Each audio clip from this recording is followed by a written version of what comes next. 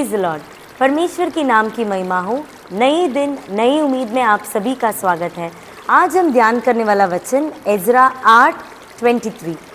इसी विषय पर हमने उपवास करके अपने परमेश्वर से प्रार्थना की और उसने हमारी सुनी। तो इस वचन में उपवास करके हमने परमेश्वर से प्रार्थना की और उसने हमारी सुनी, इस प्रकार से लिखा है। तो किस विषय के लिए एजरा और उसके साथियाँ परमेश्वर से उपवास करके प्रार्थना करते हैं, आइए हम इसे जांचते हैं। अगर यही अध्याय में अगर आप 21 और 22 वर्स को पढ़ेंगे तो आप जान सकते हैं कि किस विषय के लिए वो उपवास और प्रार्थना कर रहे थे। तब मैंने वहाँ अर्थात अहवा नदी के तट पर उपवास का प्रचार इस आशय से किया कि हम परमेश्वर के सामने दीन हों और उससे अपने और अपने बाल बच्चों और अपनी समस्त संपत्ति के लिए सरल यात्रा मांगे, क्योंकि मैं मार्ग के शत्रुओं से बचने के लिए सिपाहियों का दल और सवार राजा से मांगने से लज्जाता था, क्योंकि हम राजा से यह कह चुके थे, हमारा परमेश्वर अपने सब खोजियों पर भलाई के लिए कृपा दृष्टि रखता है और जो उसे त्याग देते हैं उसका बल और कोप उनके विरुद्ध है।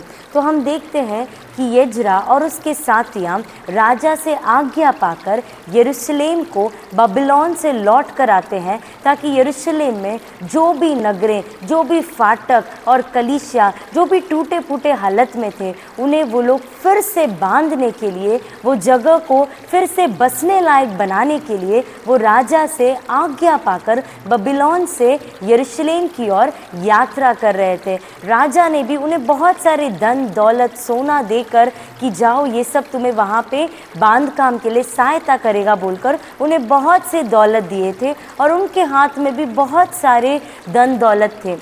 और जो रास्ता वो बबीलोन से लेकर यरूशलेम को यात्रा के लिए चुनने वाले थे, वो रास्ता बहुत खतरनाक था। वहाँ पे लूट पाट करने के लिए बहुत लोग घात लगाए बैठे थे। तो वहाँ से जो भी पार करता था वो राजा से या किसी और से सहायता के लिए सैनिकों के दल को या सवार को अपने साथ लेकर जाया करता था।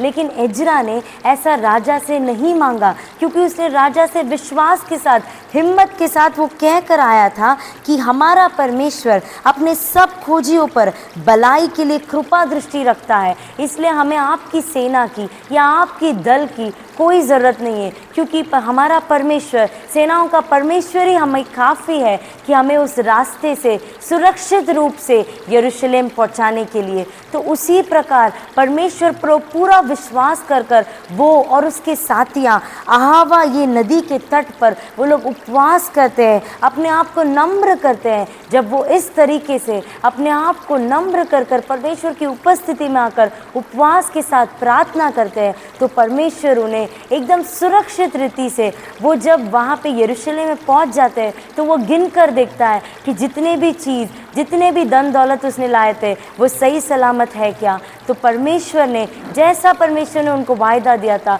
उसी प्रकार सुरक्षित रूप से जितना धन दौलत उन्होंने लाया था उतना धन दौलत सुरक्षित रूप से उनके हाथ में वहाँ था। तो आइए हम प्रार्थना करते हैं। स्तुति हो परमेश्वर। परमेश्वर आपने अच्छा वचन दिया है, इसके लिए आपको धन्यवाद प्रभु जी।